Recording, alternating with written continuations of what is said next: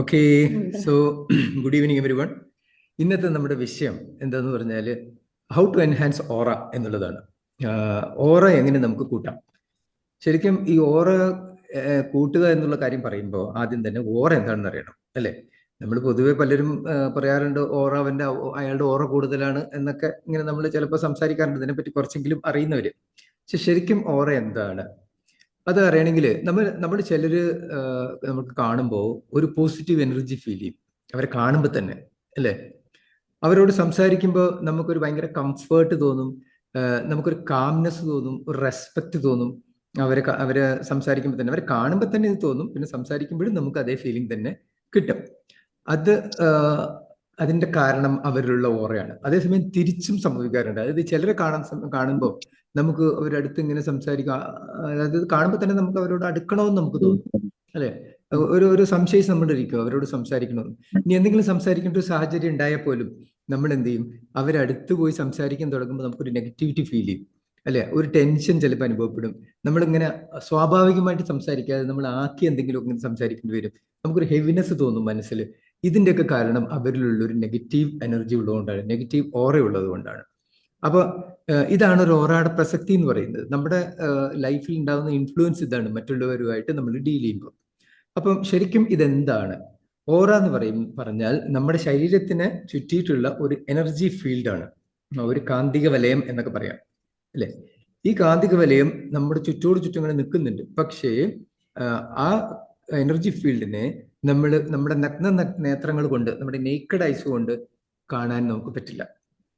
നമുക്കത് കാണാൻ പറ്റില്ല. പകരം എങ്ങനെയാണ് നമുക്കത് മനസ്സിലാവുക? അത് നമ്മൾ അനുഭവിച്ചറിയുക ചെയ്യുന്നത്. നമുക്ക് ഒരിക്കലും കാണാൻ പറ്റില്ല. ഓക്കെ, അത് അനുഭവിച്ചറിയണം. അനുഭവിച്ചറിയുക എന്ന് പറഞ്ഞാൽ ഞാൻ നേരത്തെ പറഞ്ഞ പോലെ, ഉദാഹരണം പറയണമെങ്കിൽ നിങ്ങളൊരു വീട്ടിലേക്ക് കയറി ചെല്ലുന്നു. അപ്പൊ ആ സമയത്ത്, അല്ലെങ്കിൽ ഒരു സ്ഥലം, അത് ഓഫീസോ വീടോ എന്ത് വേണമെങ്കിലും ആയിക്കോട്ടെ, അപ്പൊ ആ സമയത്ത് നിങ്ങൾ കാണുന്നത് അവിടുത്തെ ആൾക്കാരൊക്കെ തമ്മിൽ അങ്ങോട്ടും ഇങ്ങോട്ടും ഭയങ്കര ഒച്ചയും ബഹളവും വഴക്കും ഒക്കാണോ ഒക്കെ ആയിട്ടൊരു സിറ്റുവേഷൻ ആണെങ്കിൽ നമുക്ക് അവിടെ കംപ്ലീറ്റ് നെഗറ്റീവ് എനർജിയാണ് അവിടെ.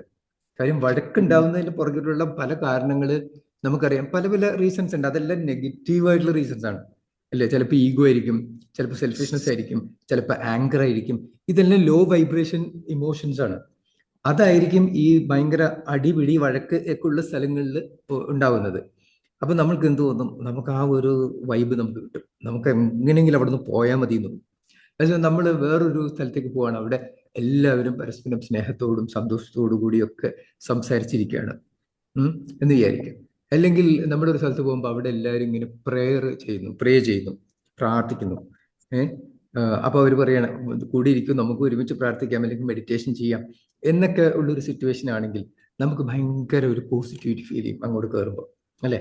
ആ സന്തോഷത്തിൽ നമ്മളും പങ്കുചേരാൻ നമുക്ക് തോന്നും. അവിടെ നിന്ന് മാത്രമല്ല, നമുക്ക് അവിടെ നിന്ന് പോകാൻ തോന്നൂല. അപ്പൊ ഇതാണ് അനുഭവിച്ചറിയാന്ന് പറയുന്നത് ഓറ. നമ്മുടെ കണ്ണുകൊണ്ട് കാണാൻ കഴിയില്ല. പിന്നെ ഈ ഓറ ശരിക്കും ഉണ്ട് എന്ന് മനുഷ്യൻ നേരത്തെ പറഞ്ഞു അനുഭവിച്ചറിയുന്നതെന്ന്. പക്ഷേ അത് കാണാനുള്ള എന്തെങ്കിലും വഴിയുണ്ടോ? ഇപ്പൊ തന്നെ ഞാൻ ഇതിനെപ്പറ്റി പറഞ്ഞപ്പോൾ നിങ്ങൾക്ക് സ്വാഭാവികമായിട്ടും ഒരു വികാരമുണ്ട്, ഒരു ഫീലിംഗ് ഉണ്ടായിട്ടുണ്ടാവും. ഇങ്ങനെയൊക്കെ പിന്നെ എന്റെ ഓറ എങ്ങനെ ഉണ്ടാവും നമുക്ക് തോന്നും സാധാരണഗതിയിൽ, അല്ലെ? ഇപ്പോ പല രീതിയിൽ നമ്മുടെ ബോഡിക്കകത്തുള്ള പാരാമീറ്റേഴ്സിനെ ചെക്ക് ചെയ്യാനും മെഷർ ചെയ്യാനുള്ള ടെക്നിക്സ് ഉണ്ട്.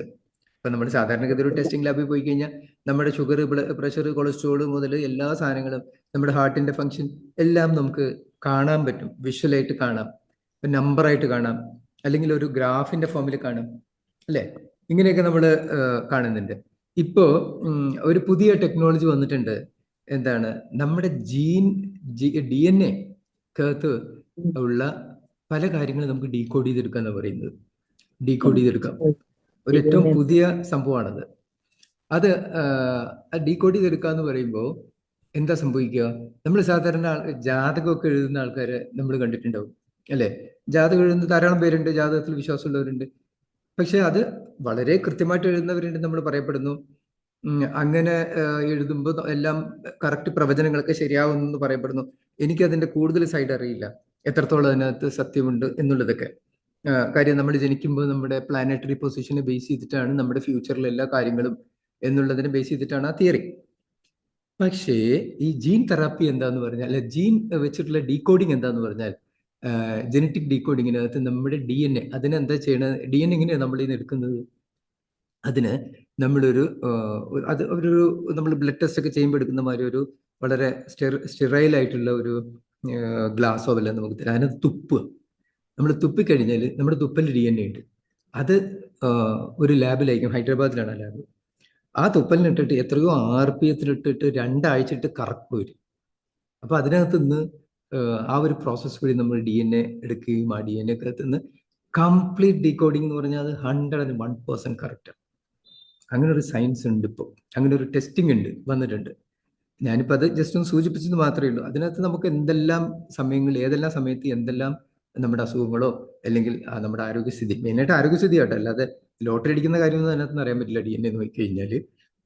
അപ്പോൾ ആ രീതിയിൽ പ്രവചിക്കാൻ ഒരു ടെക്നിക്ക് ഉണ്ട്. അപ്പോൾ അത് മനുഷ്യന്റെ ഒരു ക്യൂരിയോസിറ്റി കൊണ്ടാണ് മനുഷ്യൻ അങ്ങനെ ചെയ്യുന്നത്, അല്ലേ?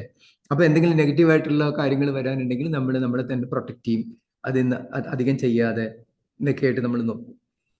അപ്പോൾ ഈ ഓറ അതേപോലെ നമുക്ക് കാണാനുള്ളൊരു ഒരു ക്യൂരിയോസിറ്റി ഉണ്ട്, അല്ലേ? അതെപ്പോഴാണ് ആദ്യമായിട്ട് അത് കണ്ടുപിടിച്ചതെന്ന് പറഞ്ഞാൽ 1939 സൈമൺ കിർലിയൻ ആൻഡ് പുള്ളിയുടെ വൈഫ് വാലന്റീന കിർലിയൻ എന്ന് പറഞ്ഞ 2 പേര് ചേർന്നിട്ട് ഒരു ഫോട്ടോഗ്രാഫി കണ്ടുപിടിച്ചിട്ടുണ്ട്. അതിന് പറയുന്ന പേരാണ് കിർലിയൻ ഫോട്ടോഗ്രാഫി എന്ന് പറയും. ആ ഫോട്ടോഗ്രാഫിയിൽ നമ്മളങ്ങോട്ട് സ്കാൻ ചെയ്ത് കഴിഞ്ഞാൽ, അല്ലെങ്കിൽ എക്സ്റേ എടുക്കുന്ന പോലെ ആ ഒരു ഫോട്ടോ നമ്മൾ എടുത്തു കഴിഞ്ഞാൽ നമുക്ക് കൃത്യമായിട്ട് നമ്മുടെ ഓറ കാണാൻ പറ്റും. ആ ഒരു പ്രകാശം എന്തുമാത്രം ഉണ്ടെന്നുള്ളത് കാണാൻ പറ്റും. ഇതിപ്പോ എന്തിനാ ഉപയോഗിക്കണത്? സാധാരണഗതിയിൽ നമുക്കറിയാം, ആ ഓറ കണ്ടു കഴിഞ്ഞാൽ ആ മനുഷ്യന്റെ കുറെ ക്യാരക്ടേഴ്സ് പറയാൻ പറ്റും, അല്ലെ? ഫുൾ ഓഫ് പോസിറ്റീവായിട്ടുള്ള വൈബ്രേഷൻ ഉള്ള ഒരാളുടെ ഓറ അതേപോലെ പെർഫെക്റ്റ് ആയിരിക്കും. അതേപോലെ നെഗറ്റീവ് വൈബ്രേഷൻ ഉള്ള ഒരാളുടെ ഓറ അതേപോലെ നമുക്ക് കണ്ടു കഴിഞ്ഞാൽ മനസ്സിലാക്കാൻ പറ്റും. പക്ഷെ ഇപ്പോ ഈ കിർലിയൻ ഫോട്ടോഗ്രാഫി ഉപയോഗിക്കുന്നത് എന്തിലാണെന്ന് പറഞ്ഞാൽ, ഈ ക്രൈം ഡിറ്റക്ഷനിന്റെ കാര്യത്തിന് ചിലർ ഉപയോഗിക്കുന്നുണ്ട്. അതായത് ചില ആൾക്കാരുടെ ഹിഡൻ ക്യാരക്ടറിസ്റ്റിക്സ്, അകത്ത് ഒളിഞ്ഞിരിക്കുന്ന സ്വഭാവം നമുക്ക് എന്താണെന്ന് പുറമേ നിന്ന് നോക്കിയാൽ പറയാൻ പറ്റില്ല. അവരോട് സംസാരിച്ചു കഴിഞ്ഞാൽ നമുക്കത് പറയാൻ പറ്റില്ല, അല്ലേ? ഇപ്പൊ ഉദാഹരണം പറഞ്ഞെങ്കിൽ ക്ലിപ്റ്റോമാനിയ എന്ന് പറഞ്ഞിട്ടൊരു അസുഖമുണ്ട്. ക്ലിപ്റ്റോമാനിയ എന്ന് പറഞ്ഞാൽ എന്താ? മോഷ്ടിക്കുന്നതിൽ അവർക്കൊരു പ്രത്യേക സുഖം കിട്ടുന്ന ഒരു അസുഖമാണത്. ഇവര് പക്ഷെ പുറമേ നോക്കുമ്പോൾ ഭയങ്കര മാന്യന്മാരായിരിക്കും. നമുക്ക് ഒരിക്കലും പറയാൻ പറ്റില്ല അവർക്ക് ആ സ്വഭാവം ഉണ്ടെന്നുള്ളത്. പക്ഷേ അവരെന്തെങ്കിലും ഒരു പ്രത്യേക സന്ദർഭങ്ങളിൽ ചില വിലപിടിപ്പുള്ള സാധനങ്ങളൊക്കെ ചിലപ്പോൾ അവർ അടിച്ചു മാറ്റും. ആ ഒരു കേസ് അന്വേഷണത്തിൽ ചിലപ്പോൾ ഒരു പേഴ്സൺ അവിടെ ഉണ്ടായിരുന്നു, പക്ഷെ ഒരു രീതിയിൽ നമ്മൾ അയാളെ സംശയിക്കില്ല, കാരണം അത്ര നല്ല സ്വഭാവമാണ് അയാളുടെ. പക്ഷെ അയാളുടെ ഉള്ളിനുള്ളിൽ ഈ ക്ലിപ്റ്റോമാനിയ എന്ന് പറഞ്ഞിട്ടൊരു അസുഖമുണ്ട്. അതറിയണമെങ്കിൽ അയാളുടെ ഓറ ചെക്ക് ചെയ്ത് അറിയാൻ പറ്റും. മനസ്സിലായില്ലേ? ആ ഓറ. അപ്പൊ നമ്മുടെ ഉള്ളിലുള്ള ഹിഡൻ ക്യാരക്ടറിസ്റ്റിക്സ് എന്താണെന്ന് അറിയാൻ ഈ ഓറ ഇപ്പോൾ അങ്ങനെ ഒരു ക്രൈം ഡിറ്റക്ഷന്റെ മേഖലയിൽ യൂസ് ചെയ്യുന്നുണ്ട്. ഓക്കെ, പക്ഷെ നമ്മുടെ ഇൻട്രസ്റ്റ് അതിലില്ല. ഈ ഓറ, നമുക്കൊരു പെർഫെക്റ്റ് ഓറ ഉണ്ടെങ്കിൽ നമുക്ക് എന്താണ് അതിന്റെ ഗുണം? അതാണ് നമ്മുടെ ഒന്നാമത്തെ ഇൻട്രസ്റ്റ്. ഇനി രണ്ടാമത്തെ ഇൻട്രസ്റ്റ് എന്താന്ന് പറഞ്ഞാൽ, അങ്ങനെയെങ്കിൽ ഈ ഓറ എങ്ങനെ നമുക്ക് കൂട്ടാം, നമ്മുടെ ഓറയെ നമുക്ക് എങ്ങനെ കൂട്ടാം, സോ ദാറ്റ് നമുക്ക് ഈ പറഞ്ഞ ബെനിഫിറ്റ് ഒക്കെ നമുക്ക് കിട്ടും എന്നുള്ളതാണ്. അപ്പൊ ആദ്യമായിട്ട് നമ്മുടെ ഓറ കൂടുമ്പോഴുള്ള നമ്മുടെ ഗുണത്തെ പറ്റി നമുക്ക് നോക്കാം. ഓക്കെ, നമുക്ക് പെർഫെക്റ്റ് ഓറയാണെങ്കിൽ എന്താണ് നമുക്ക് കിട്ടുന്ന ഗുണങ്ങൾ? ഒന്ന്, അങ്ങനെ ഓറയുള്ള ഒരാളെ ആൾക്കാർ സ്വാഭാവികമായിട്ടും ബഹുമാനിക്കുന്നവരാണ്. നമ്മുടെ ഓറ പെർഫെക്റ്റ് ആണെങ്കിൽ നമ്മൾ എവിടെയെങ്കിലും കയറി ചെന്നാൽ നമുക്ക് റെസ്പെക്റ്റ് കിട്ടും. അത് നമ്മൾ വരുന്നതിന് മുമ്പേ നമ്മുടെ ഓറ വരും. നമ്മൾ സംസാരിക്കണമെന്നില്ല.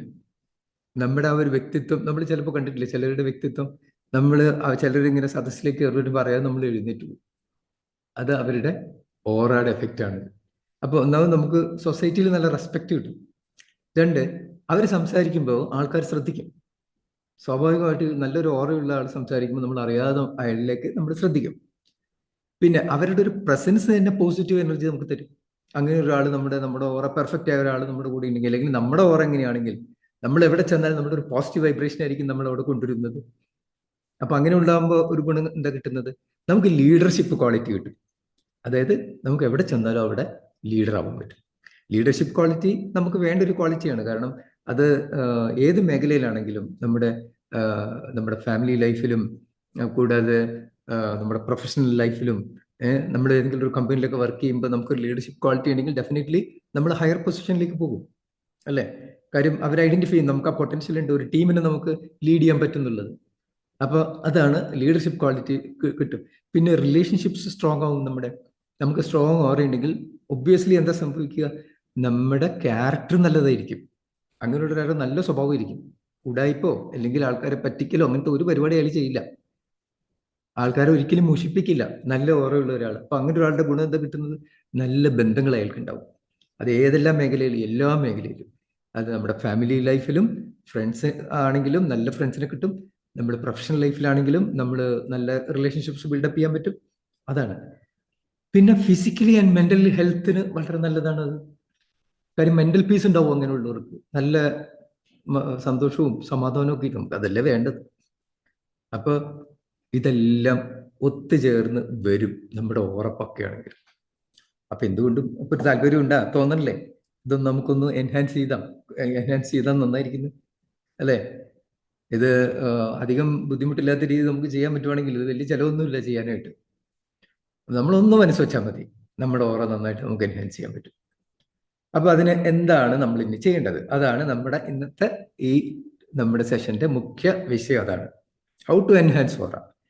അപ്പൊ ഓറ എന്താണെന്ന് മനസ്സിലായി, അത് കൂടുതലുണ്ടെങ്കിൽ, അത് പെർഫെക്റ്റ് ആണെങ്കിൽ നമുക്ക് കിട്ടുന്ന ഗുണങ്ങൾ എന്താണെന്ന് മനസ്സിലായി. ഇനി അടുത്തത് നമ്മൾ നോക്കേണ്ടത് എന്താ, ഇതെങ്ങനെ എൻഹാൻസ് ചെയ്യാം, നമ്മുടെ ഉള്ള ഓറേനെ എങ്ങനെ എൻഹാൻസ് ചെയ്യാം. ഓക്കെ, ഒരു കുട്ടി ജനിച്ചു വീഴാൻ നേരത്ത് പെർഫെക്റ്റ് ഓറ ഇരിക്കുന്നില്ല, അതിന്റെ ഓറ പെർഫെക്റ്റ് ആയിരിക്കും. കാരണം എന്താ, അതിന്റെ മനസ്സിനകത്ത് യാതൊരു നെഗറ്റിവിറ്റി ഇല്ല, ഭയങ്കര ഇന്നസെന്റ് ആണ് ഒരു കുട്ടി, നമുക്കറിയാം, അല്ലെ? അപ്പോൾ ആ ഒരു പെർഫെക്ഷനിൽ നിന്ന് നമ്മുടെ മൈൻഡിൽ നെഗറ്റീവ് ആയിട്ടുള്ള ആട്രിബ്യൂട്ട്സ് ഇങ്ങനെ വന്ന് കയറി കയറി കയറി നമ്മുടെ ഉള്ള ഓറയൊക്കെ കളഞ്ഞു കുളിക്കും, അല്ലേ?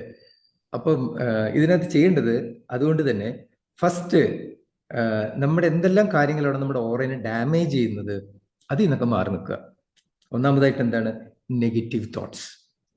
നെഗറ്റീവ് ആയിട്ടുള്ള തോട്ട്സ് നമ്മൾ കംപ്ലീറ്റ് നോട്ട് ചെയ്യേണ്ട പോയിന്റ് നോട്ട് ചെയ്തു കേട്ടോ. ഞാൻ ഫാസ്റ്റ് ആയിട്ട് പറയണമെങ്കിൽ പറയാം, സ്ലോ ആക്കാൻ പറയാം. ഓക്കെ, ഞാനൊരു ഫ്ലോയിൽ ഇങ്ങനെ പറഞ്ഞു പോവുക. അപ്പം നെഗറ്റീവ് തോട്ട്സ് നമ്മൾ ഒഴിവാക്കാം. നെഗറ്റീവ് തോട്ട്സ് എന്ന് പറഞ്ഞാൽ എന്തൊക്കെയാ? അതിൻ്റെ കൂടെ നമ്മുടെ ജലസ്, നെഗറ്റീവ് ആയിട്ടുള്ള എല്ലാ ആട്രിബ്യൂട്ട്സും കളയുക. ജലസ്, അസൂയ, ആങ്കർ, ദേഷ്യം, ഹേറ്റ്രഡ്, വെറുപ്പ്, ഇത് മൊത്തം അങ്ങോട്ട് കളയുക. അപ്പം കാര്യം ഇതിൻ്റെയൊക്കെ നമ്മൾ വൈബ്രേഷൻ ഫ്രീക്വൻസിനെ പറ്റി ഒരു ക്ലാസ്സിൽ പറഞ്ഞില്ലേ? ഈ വൈബ്രേഷൻ എന്ന് പറയുന്ന സാധനം ഭയങ്കര ഇമ്പോർട്ടൻ്റ് ആണ്. നമ്മളെപ്പോഴും ഹൈ വൈബ്രേഷനിലായിരിക്കണം നമ്മൾ നിൽക്കേണ്ടത്. നമ്മൾ ഹൈ വൈബ്രേഷൻ ആണെങ്കിൽ ധാരാളം ഗുണങ്ങളുണ്ട് നമുക്ക്. ഒന്ന്, നമ്മളെ ഒരുവിധപ്പെട്ട കാര്യങ്ങൾ നമ്മൾ ബാധിക്കില്ല, ഒരുവിധപ്പെട്ട കാര്യങ്ങൾ നമ്മൾ അഫക്റ്റ് ചെയ്യില്ല. മനസ്സിലായില്ലേ? നമ്മൾ പെട്ടെന്ന് നമുക്ക് ഫീൽ ചെയ്യില്ല, സങ്കടം വരില്ല. കാര്യം നമ്മൾ ഹൈ വൈബ്രേഷനിലാണ് നിൽക്കുന്നത്. ആരെങ്കിലും നമ്മളെ പിന്നെ എന്തെങ്കിലും പറഞ്ഞാലൊന്നും നമ്മളത് ബാധിക്കില്ല. ഈ കണ്ണ് വെക്കുക എന്നൊക്കെ പറയില്ലേ ചിലർ, ഇവിലായി, അങ്ങനത്തെ കാര്യങ്ങൾ നമ്മൾ അഫക്റ്റ് ചെയ്യില്ല. കാര്യം നമ്മുടെ വൈബ്രേഷൻ ഹൈ ആണ്. അപ്പൊ നമ്മളെപ്പോഴും ഹൈ വൈബ്രേഷനിൽ ഇരിക്കണമെങ്കിൽ ബേസിക് ആയിട്ട് വേണ്ട കാര്യം എന്താണ്, നമ്മുടെ നെഗറ്റീവ് ആട്രിബ്യൂട്ട്സ് ലോ വൈബ്രേഷനിലാണ് ഇതൊക്കെ പോണത്. ഈ ജലസ്, അസൂയ എന്ന് പറയുന്നത്, അസൂയ നമ്മുടെ ബോഡിയിൽ വന്നു കഴിഞ്ഞാൽ ഉണ്ടല്ലോ, നമ്മുടെ വൈബ്രേഷൻ നേരെ താഴും, നമ്മുടെ എനർജി ഫുൾ നമ്മുടെ ഡ്രെയിൻ ആയി പോകും. അതേപോലെ തന്നെ ആങ്കർ. അപ്പൊ നമ്മൾ ഈ അസൂയുള്ളവരോടൊക്കെ നമുക്ക് സഹതാപം തോന്നണം. സത്യം പറയണമെങ്കിൽ അവരുള്ള എനർജി ഡ്രെയിൻ ചെയ്യുക ചെയ്യണം, അവരുള്ള എനർജി കളയുക. അവർ ലോ വൈബ്രേഷനിലേക്ക് അവർ വരിക. അപ്പം അതുപോലെ ദേഷ്യപ്പെടണമെന്ന് കണ്ടിട്ട് നമുക്ക് സത്യം പറഞ്ഞ സഹതാപം തോന്നണം. കാര്യം അവനെ തന്നെ ഉപദ്രവിക്കുക, ഹീസ് ഹേർട്ടിങ് ഹിംസെൽഫ്. ദേഷ്യപ്പെടുന്ന ഒരാൾ, അവരുടെ മറ്റേ വൈബ്രേഷൻ ലെവല് നേരെ താഴോട്ട് പോവുകയാണ്. ലോ വൈബ്രേഷനാണ് ദേഷ്യം എന്ന് പറയുന്നത്, 150 ഉള്ളൂ ദേഷ്യത്തിന്റെ വൈബ്രേഷൻ. ഹെയ്റ്റ്രഡും അതുപോലെ ലോ വൈബ്രേഷൻ ആണ്. അപ്പൊ അത് നെഗറ്റീവ് ഇമോഷൻസ് ആദ്യം ഒഴിവാക്കണം. രണ്ടാമത്തേത് ഗോസിപ്പിങ് കംപ്ലീറ്റ്ലി ഒഴിവാക്കണം. അതായത് ഗോസിപ്പ് നമുക്കറിയാലോ, ഏഷണി പറച്ചല്, അതൊരു ഹോബിയാണ് പലർക്കും. സമയം പോകാൻ ഏറ്റവും വളരെ നല്ലൊരു എന്റർടൈൻമെന്റ് അല്ലേ ഇത്? ഒരാളെ പറ്റി അയാളുടെ അസാന്നിധ്യത്തിൽ ഇരുന്നുകൊണ്ട് ഇങ്ങനെ പറയും. അതിനകത്ത് പറയുന്ന 4 കാര്യങ്ങളാണ്. BCCJ എന്ന് പറയും. BCCJ എന്ന് പറഞ്ഞാൽ ഫസ്റ്റ് ബി ബ്ലെയിമിങ്. അവൻ ഇങ്ങനെ പറഞ്ഞു, ഇങ്ങനെ ചെയ്തുകൊണ്ടാണ് ഇങ്ങനെ സംഭവിച്ചത്, എനിക്ക് അവനാണ് ശരിയല്ല, അത് ബ്ലെയിം ചെയ്യുക. 2 ബ്ലെയിമിങ് നമ്മൾ ഒഴിവാക്കണം. ഒന്ന് സെൽഫ് ബ്ലെയിമിങ്, നമ്മൾ ഒരിക്കലും ബ്ലെയിം ചെയ്യാൻ പാടില്ല. മനസ്സിലായി? അത് നമ്മുടെ എനർജി ഡ്രെയിൻ ചെയ്ത് കളയും. നമ്മൾ ബ്ലെയിം ചെയ്യാൻ പാടില്ല. അപ്പോൾ നമ്മൾ അല്ലെങ്കിൽ നമ്മുടെ എന്തെങ്കിലും തെറ്റ് പറ്റിയാലോ, തെറ്റ് പറ്റിയാൽ അത് അതിനുള്ള സൊല്യൂഷൻ ഉണ്ട്. എന്തെങ്കിലും ഒരു മിസ്റ്റേക്ക് ചെയ്യാത്ത ആൾക്കാരില്ല. To err is human but to forgive is divine എന്നാണ് പറയുന്നത്. തെറ്റ് ചെയ്യാൻ മനുഷ്യ സഹജമാണ്, അതേസമയം പുറത്തു കൊടുക്കൽ ദൈവികമാണ്. അപ്പൊ അതുകൊണ്ട് തെറ്റ് പറ്റും, പക്ഷെ അതിന്റെ പേരിൽ നമ്മൾ സ്വയം കുറ്റപ്പെടുത്താൻ പാടില്ല. ഓക്കെ, അപ്പൊ അത് വേറൊരു വിഷയം കേട്ടോ. നമ്മൾ എങ്ങനെ തെറ്റുപറ്റി തിരുത്താന്നുള്ളത് വേറൊരു വിഷയം. ഞാൻ ഇത് മാറിപ്പോ അത് പറയുകയാണെങ്കിൽ. അപ്പം ബ്ലെയിമിങ് ഫസ്റ്റ് ഒഴിവാക്കണം. ദെൻ കംപ്ലൈനിങ്, പരാതി പറയാൻ പാടില്ല. അതാണ് രണ്ടാമത്തെ സി. കംപ്ലൈനിങ് ഒഴിവാക്കണം, പരാതിയെ പറയാൻ പാടില്ല. എത്ര ഡിഫിക്കൽട്ട് ആയിട്ടുള്ള സാഹചര്യങ്ങളിൽ നമ്മൾ എന്ത് ചെയ്യണം? താങ്ക് ഗോഡ്, ദൈവത്തിന് നന്ദി പറയുക. നമ്മൾ അറബിയിൽ അൽഹംദുലില്ലാ എന്ന് പറയും. മനസ്സിലായില്ലേ? താങ്ക് ഗോഡിന്റെ അറബിയാണത്, അൽഹംദുലില്ലാ, ദൈവത്തിന് നന്ദി പറയും. അപ്പൊ തന്നെ നമ്മുടെ മൈൻഡിൽ നിന്ന് ഭയങ്കര ആശ്വാസം നമുക്ക് കിട്ടും. പരാതി പറയാൻ നിൽക്കരുത്. പിന്നെ അടുത്ത സി, ക്രിട്ടിസൈസിങ്, മറ്റുള്ളവർ കുറ്റപ്പെടുത്തുന്നത്, അത് ഒഴിവാക്കണം. പിന്നെ ജെ, ജഡ്ജിങ്. ജഡ്ജിങ്ങിനെ പറ്റി ഞാൻ ഒരു സെഷനിൽ നിന്ന് പറഞ്ഞിട്ടുണ്ട് അല്ലേ? ജഡ്ജ് ചെയ്യാന്ന് പറഞ്ഞാൽ ഒരാളെ പറ്റി നമ്മൾ ഇങ്ങനെ കഥകൾ മെനയും അല്ലേ? കഥകൾ മെനഞ്ഞ് അറിയാത്ത കാര്യങ്ങൾക്ക് അയാളെ പറ്റി ഇങ്ങനെ പറഞ്ഞുകൊണ്ടിരിക്കും, അയാളെ പറ്റി എന്തോ നന്നായിട്ട് അറിയണ പോലെ. അതാണ് ജഡ്ജിങ് എന്ന് പറയുന്നത്. അപ്പൊ ഈ ജഡ്ജ് ചെയ്യുമ്പോൾ എന്താ സംഭവിക്കാന്നുള്ളത് ഞാൻ സെഷനിൽ പറഞ്ഞു. അതിലില്ലാത്തവർക്കാണെങ്കിൽ ഞാൻ ഒന്നുകൂടി അത് പറയാം, ഷോർട്ടായിട്ട് പറയാം. നമ്മൾ ഒരാളെ ജഡ്ജ് ചെയ്യുമ്പോൾ അയാളില്ലാത്ത കാര്യങ്ങൾ നമ്മൾ പറയുമ്പോൾ എന്താ സംഭവിക്കണമെന്നറിയോ? നമ്മളൊരു നെഗറ്റീവ് എനർജി എമിറ്റ് ചെയ്യുക. ഈ നെഗറ്റീവ് എനർജി നേരെ അയാളിലേക്ക് പോകും. അയാളിലേക്ക് പോയി കഴിഞ്ഞാൽ നമ്മളെ പറ്റി അയാൾ മോശമായിട്ട് ചിന്തിക്കും. മനസ്സിലായില്ലേ? അയാൾ നമ്മൾ കാണേണ്ട ആവശ്യമില്ല, സംസാരിക്കേണ്ട ആവശ്യമില്ല. അയാൾ എവിടെയോ ആയിരിക്കും ഇരിക്കുന്നത്, പക്ഷെ ഇവിടെ ഇരുന്നുകൊണ്ട് നമ്മൾ അയാളെ ജഡ്ജ് ചെയ്യണം. അയാൾ അങ്ങനെയായിരിക്കും ഇങ്ങനെയായിരിക്കും കൊണ്ട് ജഡ്ജ് ചെയ്യുകയാണെങ്കിൽ അയാൾക്ക് നമ്മളറിയാതെ തന്നെ നമ്മളോട് ഒരു വെറുപ്പും അടുക്കാനുള്ള, നമ്മളോട് അടുത്ത് പെരുമാറാനുള്ള ഒരു മൈൻഡ് പോകും. മനസ്സിലായില്ലേ? അപ്പൊ ചിലര് കാണുമ്പോൾ നമുക്ക് അങ്ങോട്ട് അടുക്കാൻ തോന്നൂല അവരുടെ അടുത്ത് അല്ലേ? നമുക്ക് അവരുടെ അടുത്ത് അങ്ങനെ അടുത്ത് പെരുമാറാൻ തോന്നൂല, എന്തോ ഒരു അകൽച്ച തോന്നും. അതിന്റെ കാരണം എന്താ അറിയോ? അവര് നമ്മളെ ജഡ്ജ് ചെയ്യുന്നോണ്ടാണ്. അത്. അപ്പൊ അതിനുള്ള സൊല്യൂഷൻ എന്താ? ജഡ്ജ് ചെയ്യാതിരിക്കുക. ഇനിയിപ്പോ ഒരാൾ നമ്മുടെ അടുത്ത് എന്തെങ്കിലും തെറ്റോ കുറ്റോ ഒക്കെ കാണിക്കുകയാണെങ്കിൽ പുറത്തു കൊടുക്കും, അത്രയേ ഉള്ളൂ. Just forgive it.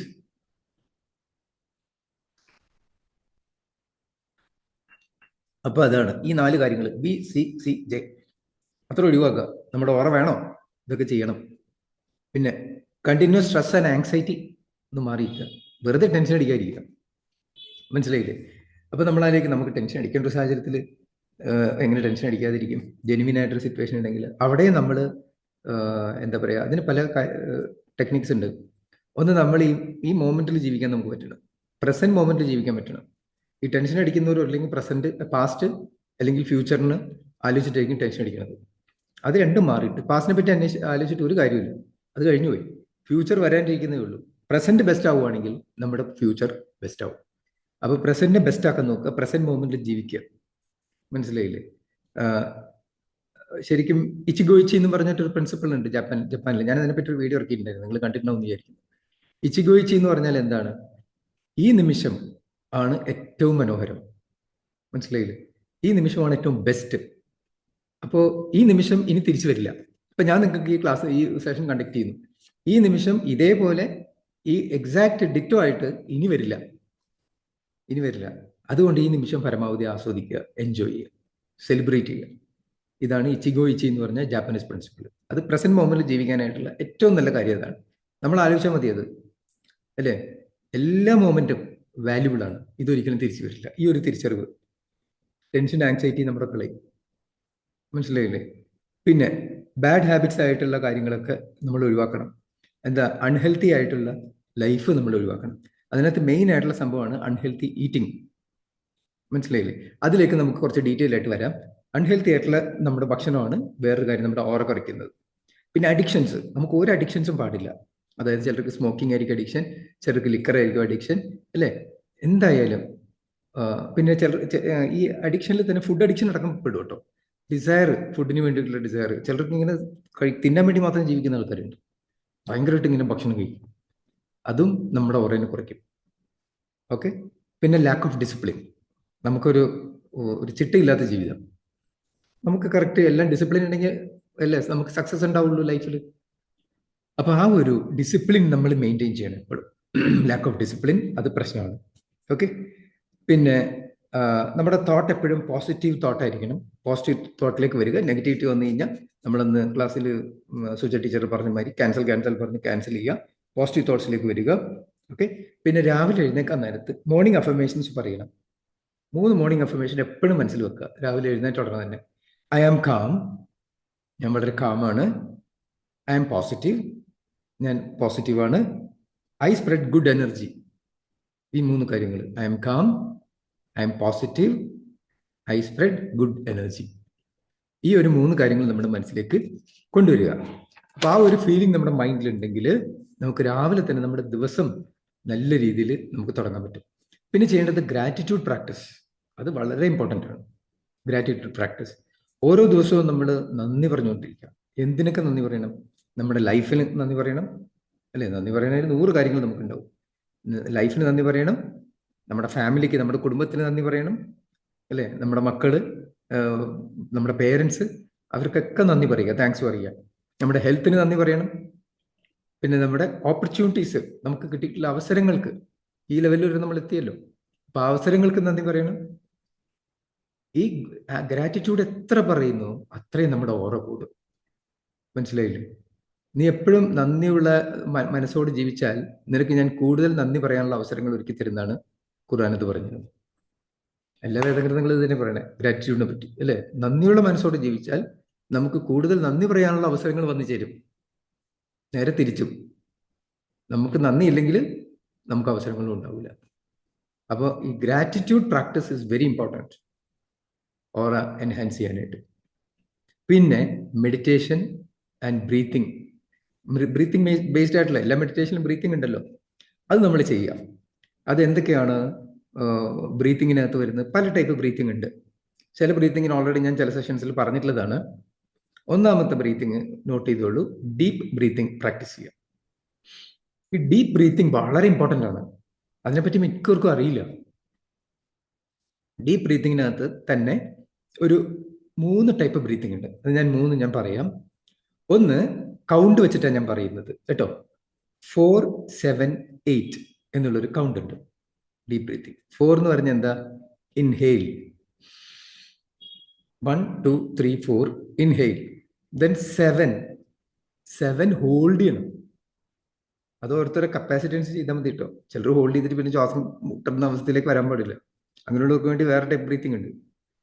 7 ഹോൾഡ് ചെയ്യണം, എന്നിട്ട് 8 എക്സെയിൽ ചെയ്യണം. 8 സെക്കൻഡ്സ് പതുക്കെ പുറത്തേക്ക് ശ്വാസം വിടണം. ഈ ഒരു ബ്രീത്തിങ്ങിന്റെ സ്പെഷ്യാലിറ്റി എന്താന്ന് പറഞ്ഞാൽ നമുക്ക് സ്ലീപ്പ് നന്നായിട്ട് കിട്ടും, നമ്മുടെ ആങ്സൈറ്റി കുറയും, നമ്മുടെ ഉറക്കം നന്നാവും, നല്ല സൗണ്ട് സ്ലീപ്പ് കിട്ടും. അപ്പൊ എപ്പോൾ ചെയ്ത് ബെഡിൽ കിടന്നിട്ട് ചെയ്താൽ മതി, അല്ലെ ബെഡിലേക്ക് നമ്മൾ കിടക്കുന്നതിനോട് കൂടി ഇരുന്നിട്ട് ചെയ്താലും മതി.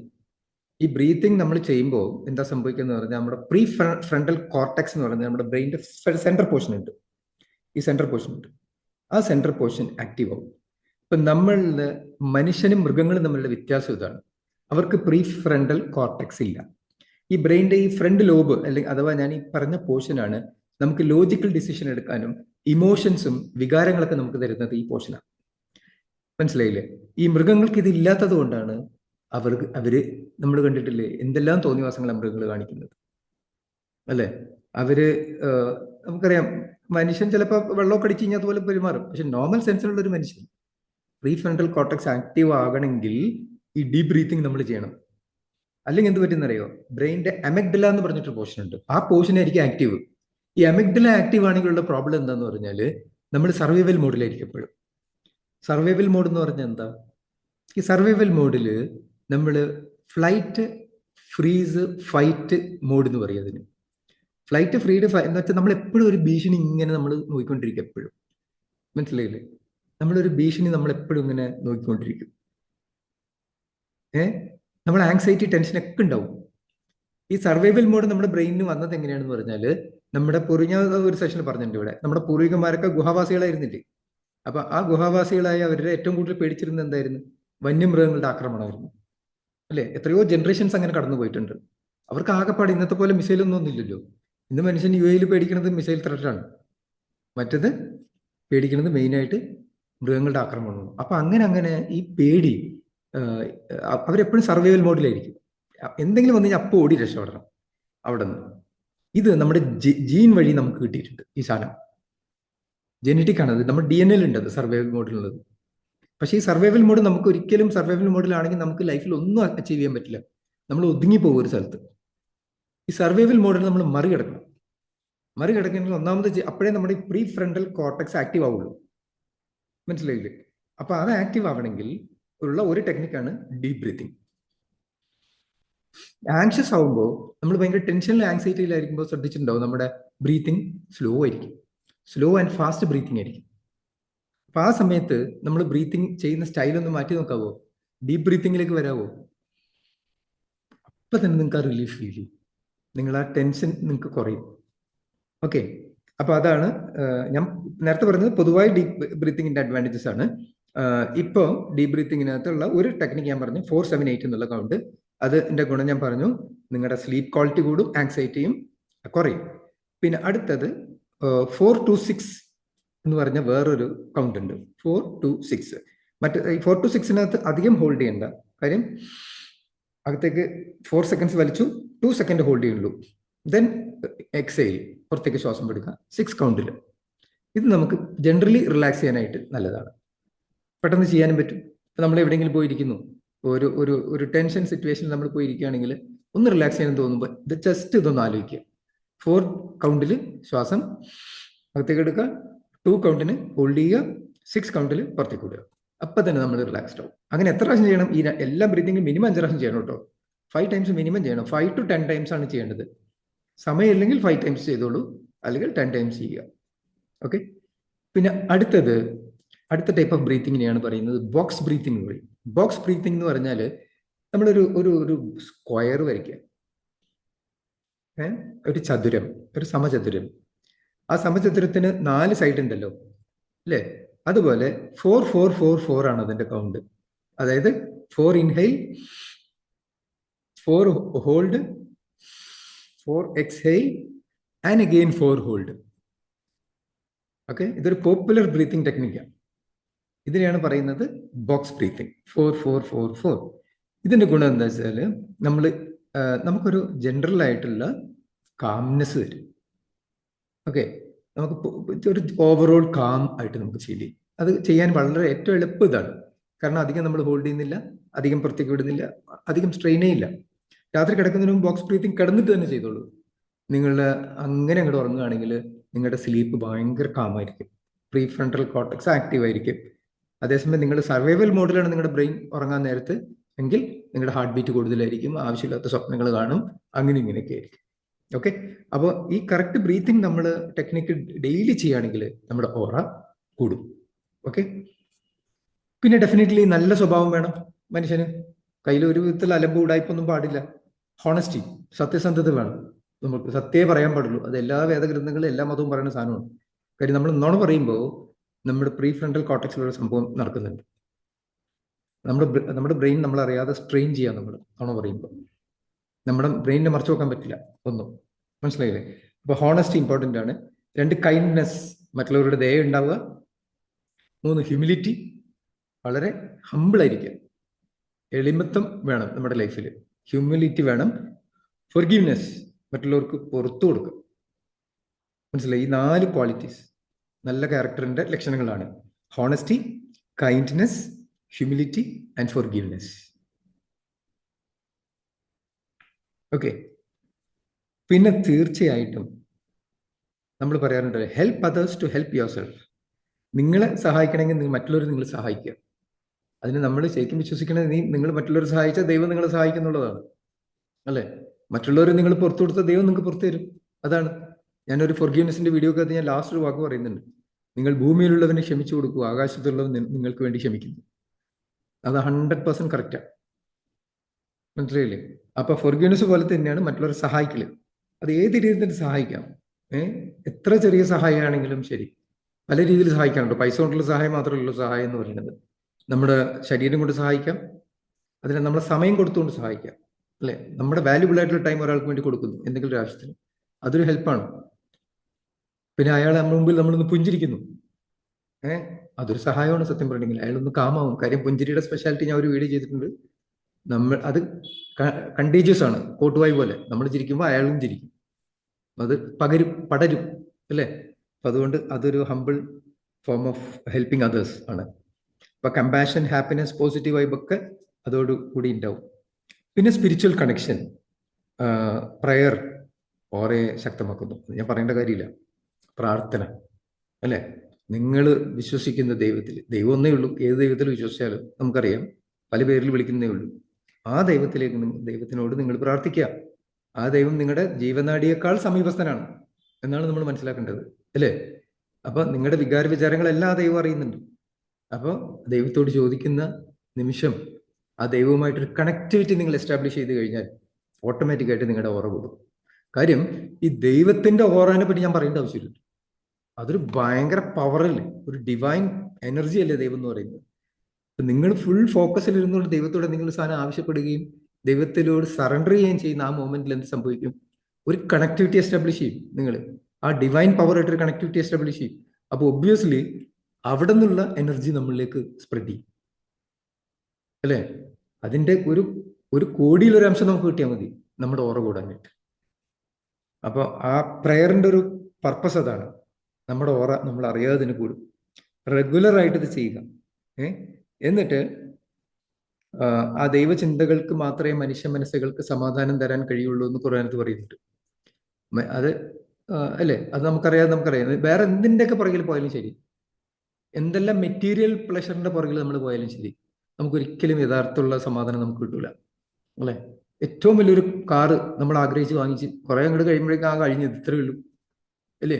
ഏറ്റവും നല്ല ഭക്ഷണം നമ്മൾ ആഗ്രഹിച്ച് വാങ്ങിച്ച് കഴിച്ച് പിന്നെ അതിൽ കൂടുതൽ കഴിക്കാൻ പറ്റൂ, കഴിഞ്ഞ്. മെറ്റീരിയൽ പ്ലഷർ അതാണ്. പക്ഷെ എറ്റേണൽ പ്ലഷർ എന്നുള്ളത് ദൈവചിന്ത, അതിൽ നമുക്ക് ജീവിക്കാൻ പറ്റുകയാണെങ്കിൽ ഡെഫിനറ്റ്ലി ഓറ നമ്മുടെ കൂടും. ഓക്കെ. പിന്നെ നമ്മൾ വരുന്നത് ഫുഡാണ്. ഫുഡ് എന്ന് പറഞ്ഞാൽ പല ടൈപ്പ് ഫുഡുകളുണ്ട്. ഫുഡ് വളരെ സൂക്ഷിക്കണം എന്ന് പറഞ്ഞാൽ നമ്മൾ നല്ലൊരു ഓറയാണ് നമുക്ക് വേണ്ടതെങ്കിൽ ഫുഡ് നമ്മൾ സെലക്റ്റീവായിട്ട് കഴിക്കണം.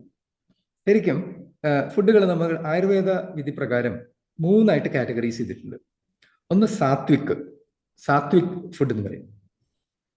2 rajasic food. 3 tamasic food. Okay. Sattvic, rajasic and tamasic. എന്താണ് സാത്വിക് ഫുഡ് എന്നുള്ളത്? സാത്വിക് ഫുഡ് എന്ന് പറഞ്ഞാൽ രണ്ട് കാര്യങ്ങളേ ഉള്ളൂ. 3 കാര്യങ്ങൾ എന്ന് പറയാം ജനറലായിട്ട്. സാത്വിക് ഫുഡിനകത്ത് വരുന്നത് ഒന്ന് ഫ്രൂട്ട്സും വെജിറ്റബിൾസും. സാത്വിക് ഫുഡ് ഏറ്റവും ഹൈ ലെവലിൽ ഇരിക്കുന്ന ഫുഡ് അതാണ്, ഫ്രൂട്ട്സും വെജിറ്റബിൾസും. 2 പൾസസ് ആൻഡ് നട്ട്സ്. അപ്പൊ പൾസ് ആൻഡ് നട്ട്സ് നമുക്ക് പ്രോട്ടീൻ കിട്ടും, ഫ്രൂട്ട്സും വെജിറ്റബിൾസും വൈറ്റമിനും മിനറൽസും ബാക്കിയുള്ള ന്യൂട്രിയൻസും കിട്ടും. അപ്പോൾ ഈ രീതിയിലുള്ള ഫുഡാണ് നമ്മൾ കൂടുതൽ കഴിക്കുന്നതെങ്കിൽ നമുക്ക് ഓറ കൂടുതലായിരിക്കും. അത് കൂടുതൽ കഴിക്കണമെങ്കിൽ കേട്ടോ. രണ്ടാമത്തെ രജസിക് ഫുഡ് എന്ന് പറഞ്ഞാൽ എന്താണ്? രജസിക് ഫുഡിനകത്ത് വരുന്നത് സ്പൈസി ആയിട്ടുള്ള ഫുഡുകൾ, fried food, coffee, tea, garlic, onions, ഇതെല്ലാം രജസിക് ആണ്. ഈ രജസിക്കിന്റെ സ്പെഷ്യാലിറ്റി എന്താണെന്ന് പറഞ്ഞാൽ സ്റ്റിമുലേഷൻ നമുക്ക് തരുന്നുള്ളതാണ് രജസിക് ഫുഡ്. സാത്വിക് ഫുഡ് നമ്മളെ ഹെൽത്തി ആക്കും. രജസിക് ഫുഡ് നമുക്ക് സ്റ്റിമുലേഷൻ തരും. നമുക്ക് സ്റ്റിമുലേഷൻ ആവശ്യമാണല്ലോ ഇടയ്ക്ക്, അല്ലേ.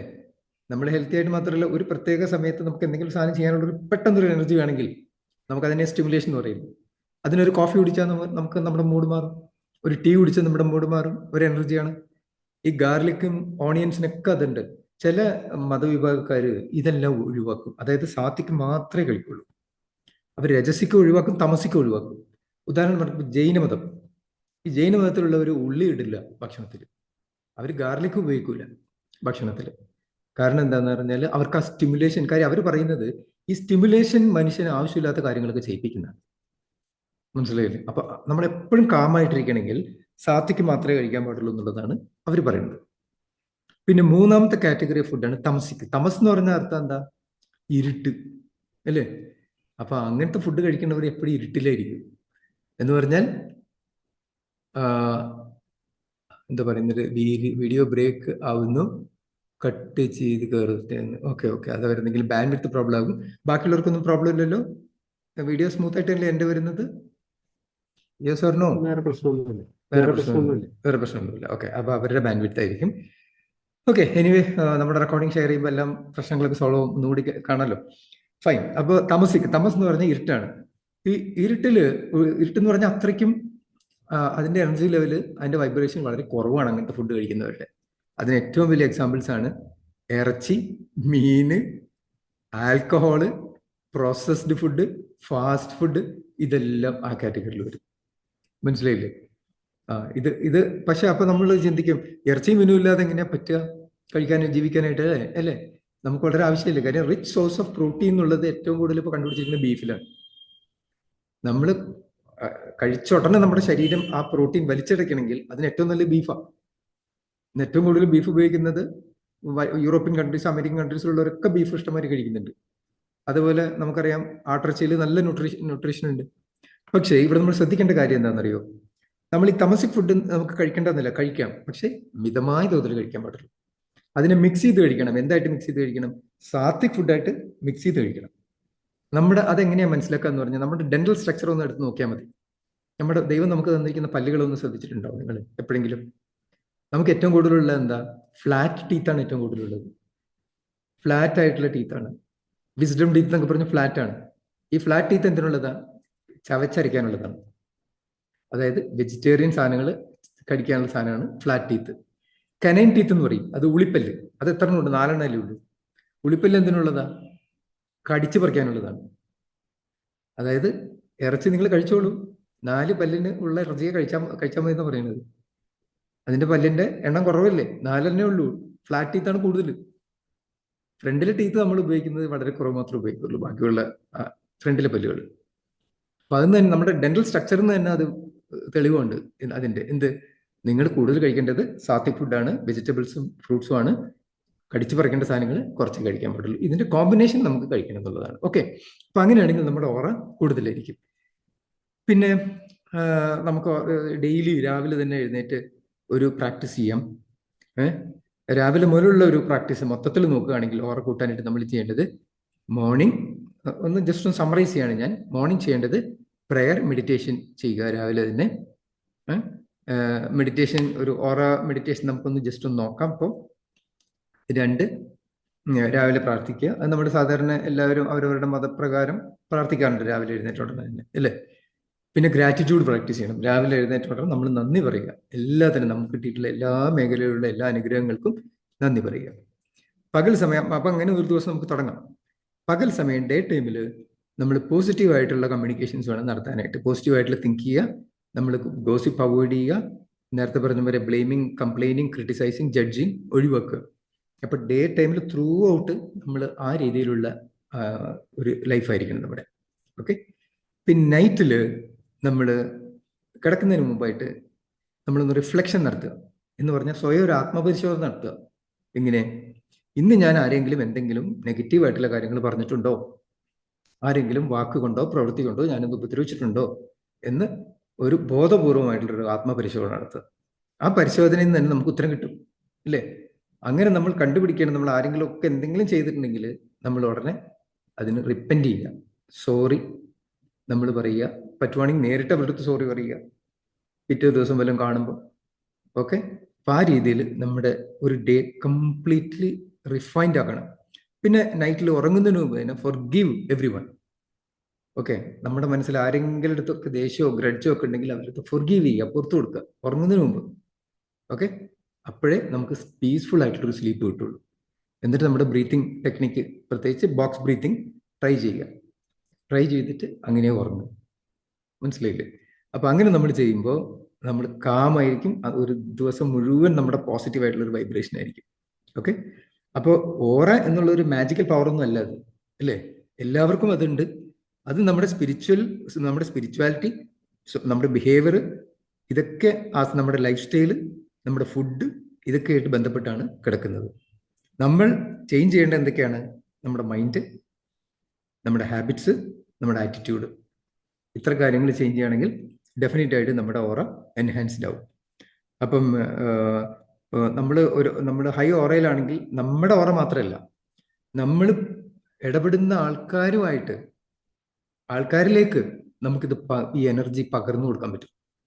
അവരിലേക്ക് ഇത് സ്പ്രെഡ് ചെയ്യാൻ പറ്റും. അതുകൊണ്ടാണ് നല്ല ഓറയുള്ള ഒരാൾ കാണുമ്പോൾ ആൾക്കാർ എഴുന്നേറ്റ് നിൽക്കുന്നതും അവർ റെസ്പെക്ട് ചെയ്യുന്നതും അവരെ ലീഡറാക്കുന്നതും അവരുടെ സാന്നിധ്യം ഇഷ്ടപ്പെടുന്നതും എല്ലാം എന്തുള്ളതുകൊണ്ടാണ് അവരുടെ ഈ ഓറയുടെ പവറാണ്. അപ്പം ഇത് വലിയ റോക്കറ്റ് സയൻസ് ഒന്നുമല്ല ഇത് എൻഹാൻസ് ചെയ്യാന്ന് പറഞ്ഞു കഴിഞ്ഞാൽ, അല്ലേ? നിങ്ങൾ ജസ്റ്റ് ഗൂഗിൾ ചെയ്ത് നോക്കിക്കോളൂ, നിങ്ങൾക്ക് കിട്ടും. ക്രില്ലിയൻ ഫോട്ടോഗ്രാഫി എന്ന് ഗൂഗിൾ ചെയ്ത് നോക്കിക്കഴിഞ്ഞാൽ ഈ ഫോട്ടോഗ്രാഫ് കാണാൻ പറ്റും ഓരോരുത്തരുടെ ഓറയുടെ. എല്ലാത്തിനും ഉണ്ട് ഓറ, മനുഷ്യന് മാത്രമില്ല കേട്ടോ. ബാക്കിയുള്ള ഒരു ഇല എടുക്കുകയാണെങ്കിൽ, ഒരു ചെടി എടുക്കുകയാണെങ്കിൽ അതിനുണ്ട് അതിൻ്റെതായിട്ടൊരു മാഗ്നറ്റിക് ഫീൽഡ്, ഒരു എനർജിയിൽ ഇതുണ്ട്. ഓക്കെ, അപ്പം your energy introduces U before you ഇവൻ സ്പീക്ക് എന്നുള്ളതാണ്. നിങ്ങൾ എന്തെങ്കിലും സംസാരിക്കുന്നതിന് മുമ്പ് തന്നെ നിങ്ങളുടെ എനർജി ആയിരിക്കും നിങ്ങളെ പരിചയപ്പെടുത്തുന്നത്, നിങ്ങളുടെ ഓറയായിരിക്കും അവിടെ മുമ്പിൽ നിൽക്കുന്നത്. അതുകൊണ്ട് അത് എല്ലാവരും നല്ല രീതിയിൽ പ്രാക്ടീസ് ചെയ്ത് ഈ പറയുന്ന കാര്യങ്ങളൊക്കെ ചെയ്യുകയാണെങ്കിൽ ഡെഫിനറ്റ് ആയിട്ട് നമ്മുടെ ഓറ നല്ലതായിരിക്കും. മറ്റുള്ളവരെ നമുക്ക് ഇമ്പ്രസ് ചെയ്യാൻ പറ്റും, മറ്റുള്ളവരിലേക്ക് ആ പോസിറ്റിവിറ്റി പകർന്നു കൊടുക്കാൻ പറ്റും. ഓക്കെ, അപ്പൊ നമുക്കിനി അടുത്തത് ഒരു ചെറിയ മെഡിറ്റേഷൻ ചെയ്യാം, ഒരു ഓറ എൻഹാൻസ്മെന്റ് മെഡിറ്റേഷൻ. റെഡിയല്ലേ? കുറച്ച് നേരത്തേക്ക് ഓറ എൻഹാൻസ്മെന്റ് മെഡിറ്റേഷൻ, ഓറ കൂട്ടാനുള്ള ഒരു മെഡിറ്റേഷൻ ആണ്. ഓക്കെ, അപ്പൊ എല്ലാവരും സിറ്റ് റിലാക്സ്ഡ് ആയിട്ടിരിക്കുക. എന്നിട്ട് നിങ്ങളെ ഗ്രൗണ്ട് ചെയ്യുക എന്ന് പറഞ്ഞാൽ നിങ്ങളുടെ കാലുകൾ രണ്ടും തറയിൽ ടച്ച് ചെയ്യണം, ആ രീതിയിൽ ഇരിക്കണം. നിലത്ത് ടച്ച് ചെയ്യണം, കാലിങ്ങനെ ഫ്ലോട്ട് ചെയ്തിരിക്കാൻ പാടില്ല. ഓക്കെ, ഗ്രൗണ്ട് ചെയ്യുക. നിങ്ങളെ ബാക്ക് സ്ട്രെയിറ്റ് ആയിരിക്കണം, നമ്മൾ സാധാരണ പറയുന്ന പോലെ തന്നെ ബാക്ക് സ്ട്രെയിറ്റ് ആയിരിക്കണം. നിങ്ങളുടെ ഷോൾഡേഴ്സ് റിലാക്സ്ഡ് ആയിരിക്കണം. കണ്ണടയ്ക്കുക. Close your eyes and breathe 4 to 6. 4 inhale, 2 hold, and 6 exhale. Slowly exhale. Then repeat. 4 inhale, hold for 2 seconds, and exhale for 6 seconds. Do it for 3 more times. 3 പ്രാവശ്യം കൂടി repeat ചെയ്യുക. 4 to 6 count.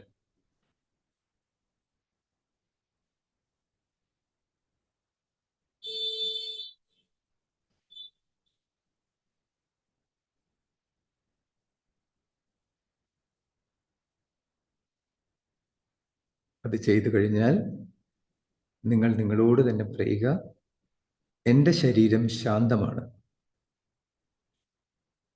എൻ്റെ ശരീരം ശാന്തമാണ്. എൻ്റെ ശരീരം ശാന്തമാണ്. അപ്പൊ നിങ്ങളുടെ ശരീരത്തിൻ്റെ ഓരോ അവയവങ്ങളും റിലാക്സ് ചെയ്യുന്നു.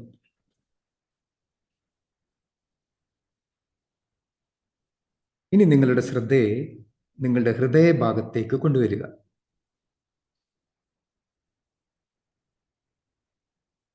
നിങ്ങളുടെ ഹൃദയഭാഗത്ത് വെളുത്ത നിറത്തിലുള്ള ഒരു പ്രകാശം തെളിയുന്നതായി വിഷ്വലൈസ് ചെയ്യുക.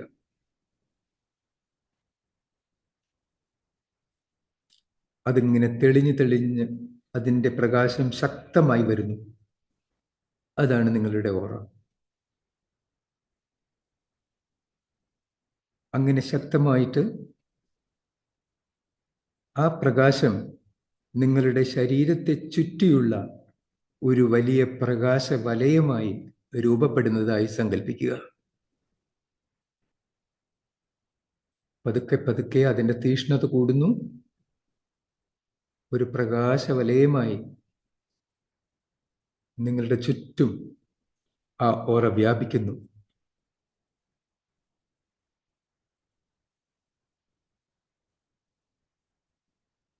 നിങ്ങൾ ചിന്തിക്കുക, നിങ്ങളുടെ ചിന്തകൾ നിങ്ങളുടെ ഓറയെ സ്വാധീനിക്കുന്നു.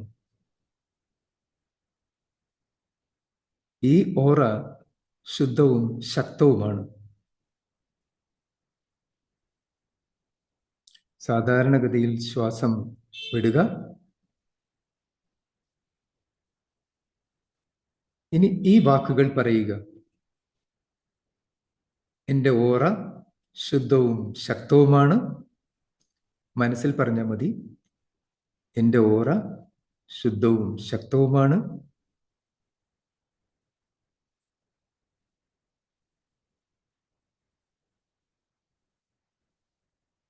ഞാനിപ്പോൾ ഈ പോസിറ്റീവ് എനർജി കൊണ്ട് നിറഞ്ഞിരിക്കുന്നു.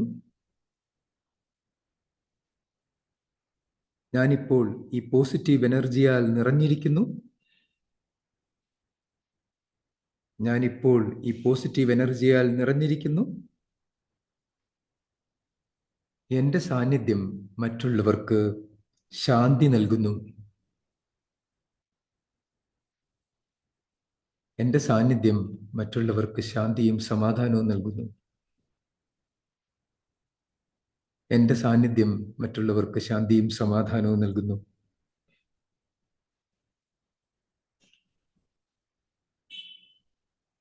ഇനി 3 ഡീപ്പ് ബ്രത്ത് എടുത്തതിന് ശേഷം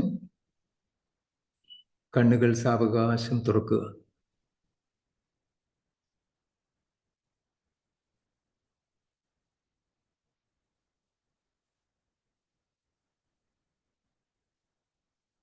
എന്നിട്ട് സ്വയം പറയുക, thank you God for this peaceful energy.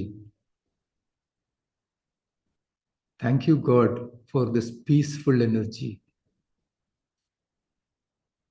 Thank you God for this peaceful energy.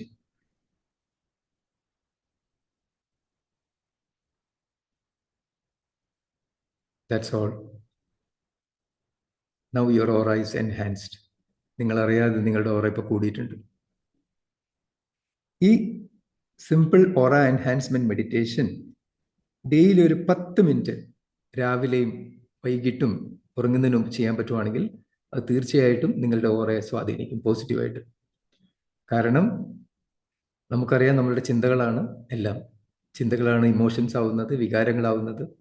ആ വികാരങ്ങളാണ് നമ്മുടെ ശരീരത്തിൽ ഓരോ ഹോർമോൺസ് ഉണ്ടാക്കുന്നത്. ആ ഹോർമോൺസ് ആണ് പിന്നീട് നമ്മുടെ ആക്ഷനിലൂടെ പുറത്തേക്ക് വരുന്നത്. അപ്പോൾ തീർച്ചയായിട്ടും ഈ ഒരു സിമ്പിൾ പ്രാക്ടീസ് കൂടി നിങ്ങൾ ചെയ്യുവാണെങ്കിൽ അത് നിങ്ങളുടെ ഓറയെ എൻഹാൻസ് ചെയ്യാൻ സഹായിക്കും. ഒപ്പം പറഞ്ഞ കാര്യങ്ങളെല്ലാം ചെയ്യുക. Okay, so that's all. പിന്നെ നിങ്ങൾക്ക് ഇതുമായി ബന്ധപ്പെട്ട എന്തെങ്കിലും സംശയം ഉണ്ടെങ്കിൽ ചോദിക്കാം. ഈ സെഷനെ പറ്റിയുള്ള നിങ്ങളുടെ അഭിപ്രായം ഉണ്ടെങ്കിൽ പറയാം.